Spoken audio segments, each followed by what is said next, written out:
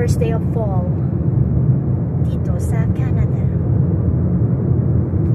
Yes, goodbye summer na nga ba. Pero today, pleasant ang weather. It's 20 degrees Celsius. Happy New Year! Ano sa kanila? Holiday. Rosh Hashanah kung tawagin. New Year. So, nagluto si sister kasi kailangan daw i-celebrate, sabi niya. Ano ba mga menu natin? Dito ako papakita ko sa inyo kung ano yung binake niya. So, nagluto si sister ng kala.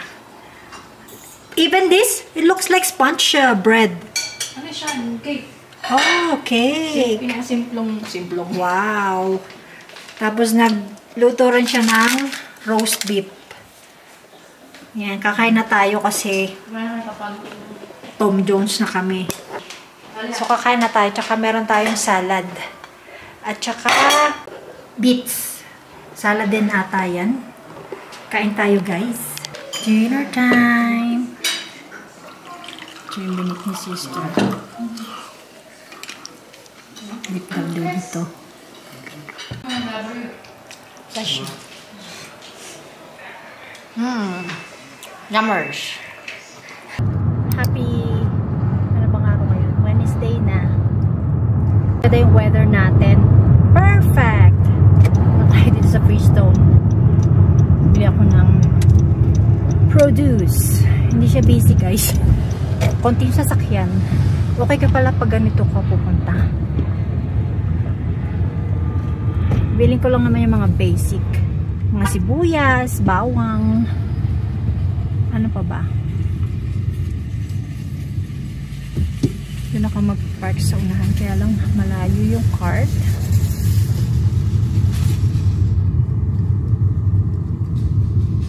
Saan ba ako mag-park? I don't know. Busy. Dapat pala doon lang ako nag-park. Oh, madaming space dito. Hindi siya busy. Siguro maya-maya ang busy kasi 4:10 na. Mga after 4:30 siguro. We'll see kung anong mabibili natin kung may mga fresh and bago sila. So, yun. Ano, sister, ang ating ulam? Dito siya nag-lunch? Oo, nung bumalik. So, nagluto siya ng rice na may, ano to, meron siyang turmeric. Ito yung natira namin nung nagluto si sister ng roast beef kasi masyadong malaki. Hinati niya. Tapos yung bangus, yung tira-tira. So, yun, ipuput away ko lang yung mga groceries and then kakain tayong dinner. And endured ako, guys, sa work. Kaya hindi ako nag-work today, naka-modify ako kasi hindi talaga ako makahawak. Oo, naipit ng door nung trailer. Hindi siya naipit. Sumama yung kamay ko sa trailer. Parang nabanat yung tissue ng ko. So, yun. Nagpunas-punas lang ng mga computer. Yun ang aking trabaho. Kaya hindi ako makakapag-workout. Pahinga muna tayo. And, kahapon, hindi ako nakapag-vlog. Nagpunta ako sa HR. Binigyan ako ng letter na na-reach ko na daw yung milestone. Kasi naka 10 years na ako sa work. So, sabi nung HR, may letter doon na binigay sa akin. Punta lang ako daw sa website na yon and then pili daw ako ng gift ko anong gusto ko. Hindi ko pa siya na-check eh. Hopefully, I wish, no? So, check ko muna kung ano bang meron dun sa website na yon. Tapos sabi, after ko mag-order, after 3 days, papatawag ulit ako para pick upin yung regalo. So, yun lang guys, na-share ko. 10-year anniversary sa work. O, diba? Ang tagal na. Magandang hapon, guys. Nandito na ako sa bahay. Nag-grocery ako. Galing ako sa Walmart. Pumasok ako sa work. So, bumili ako ng bigas kasi naka-sale siya.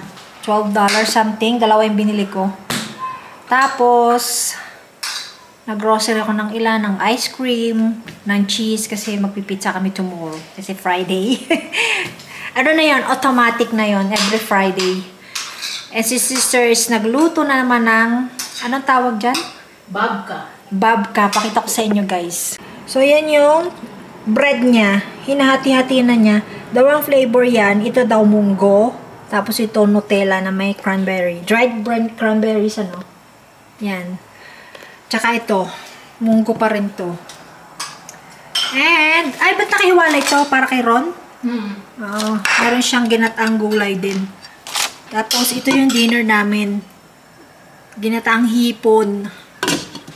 Tapos, pinapainit ko yung barbecue kasi si Mikey. Ayan, ang hipon. Nahirapan siyang kumain.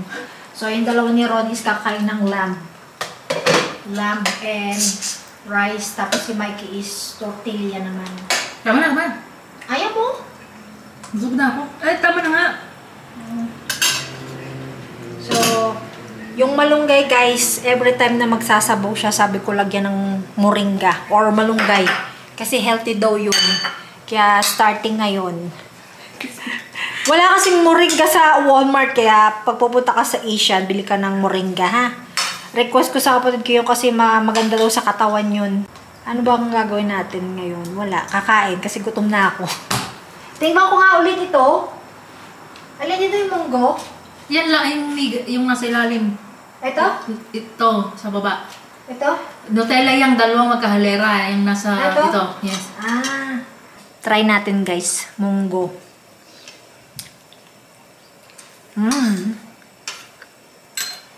Order na. Sarap. Mabubusog ako nito. Paano ako makakain ng kanin at saka hipon? Kaya pinipili ko talaga mag-intermittent fasting kasi pag uwi ako dito napapadami ang kain ko. So ito guys, may re-recommend ako sa inyo. Nung nasa superstore ako, naghanap ako ng pinakurat. Wala silang available. And then, sabi ni kuya, ito na lang bilhin mo. Ito, Sinamak. Napakasarap.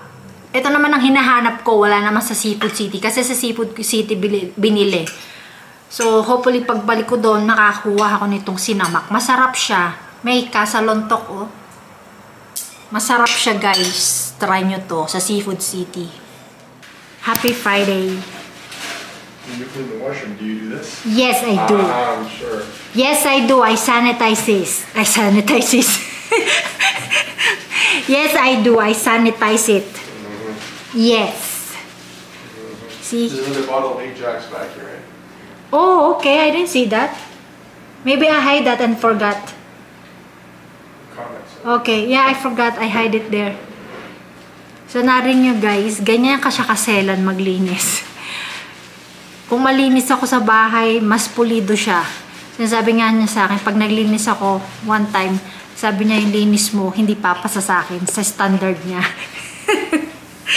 Eh, napansin niyo naman kung gaano kalinis yung kitchen kasi ako naglilinis niyan. Pero siya, pag naglinis siya, mas maselan siya.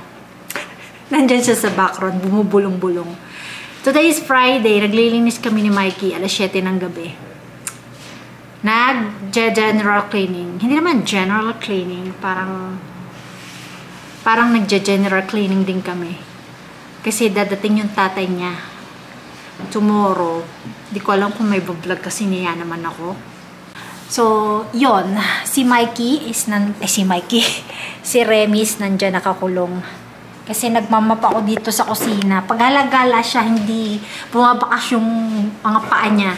Sabi ko, halika nga dito sa kulungan, ikulong kita. Tapos si Tali at si Nata, napapagalitan ko rin kasi bumababa dito, naglilinis kami. So, yun. Namap ko na yung sa may living area. At saka na vacuum na ni Mikey yung carpet bago ko siya punasan. And then, after nun, hindi ko lang matuyo. Gagawin ko tong dining area. So, ito na lang. Kasi naglinis na rin si Mikey kaninang umaga kasi kalahating araw lang siya kanina. So, nag-start na siya sa kwarto namin. Pagdating ko nga, ang linis ng kwarto namin. Palang, feeling ko bagong, alam niyo, bagong lipat dito. Kasi ang bango nung, carpet. Nilagyan niya nung something powder na binili daw niya sa Dalarama. Pakita ko sa inyo, guys. Ito ginamit niya. Nakita niya ta sa Dalarama. Actually, matagal na rin akong gumagamit nito sa Ontario pa kasi yung floor namin dati sa apartment. Carpeted din. So, palagi din akong gumagamit nito. Nawala siya ng matagal sa Walmart. And matagal ko siyang hinahanap. Sabi ni Mikey, nakita doon niya to. So, yun. Buti na lang. Ang bango siya. Ano siya? Arm & Hammer sa Dollarama. Yan. So, balik ko na yung carpet. And then, mag-start na ako dito sa dining area.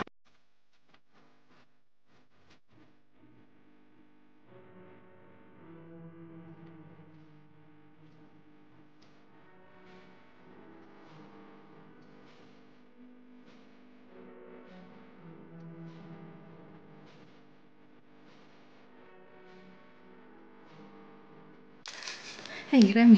Ito ang pang fall. Gusto ko walang design kasi masyadong magano. Di, ito. Pumili ka dyan. Yung puti ang ano. Ayoko na puti tapos na summer eh. Tag dito. Ano Puti yan? ang lagayan. Hindi. Dapat meron kang color yung sample. Where did you buy this? Galing pa yung Israel? Ito social di ba? Ito maganda to sa sa Christmas. Christmas. Ito na lang brown. Pang fall ba yan? Ay, patingin ng kuko mo. Alin dyan dito yun? Maganda rin to. Ano ito? Cat eye magnet. Ito. Ito na lang. Ano ba? Tapos lagyan ko ng ganito? Ayoko ng mga glitters. Saka na. Ito na lang, parang kape. Ay na lang. Sister, kompleto sa kanyang gamit. Si Mikey naglalaro. So, if you like home service, just message me. Para i-direct ko kayo kay sister. Ito mo, kompleto siya. Meron din siya dito. Ang tawag dito? Tag doon? Nail UV lights. UV lights. Pero mo kapag magpupunta ka sa nail salon, just for hands is $55. Yeah. Mahirap magsimula. Yeah, kailangan mo din dito ng certificate. Tsaka Hindi mga ka basta model. Tsaka ako na lang model mo.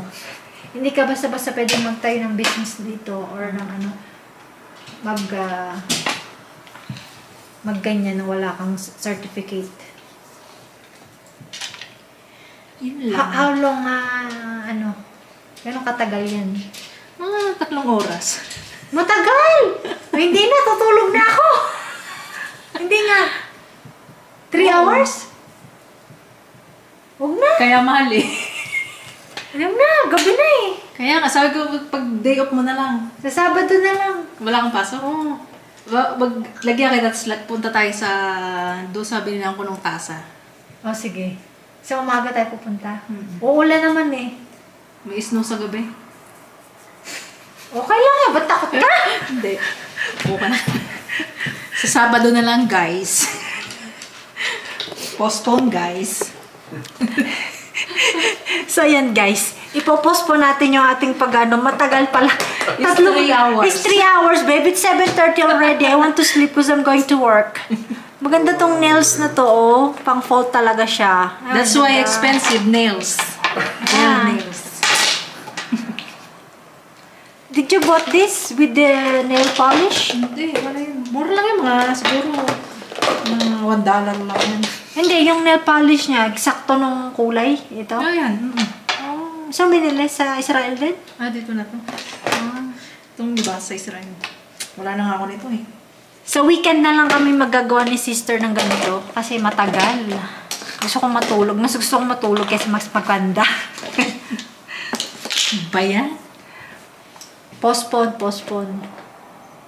Dangan na rin. Dapat ganito na lang palang kulay nila. Hindi naman. Hindi, maganda nga eh. Maganda nga yung ganyang kulay. Sana masisira ko.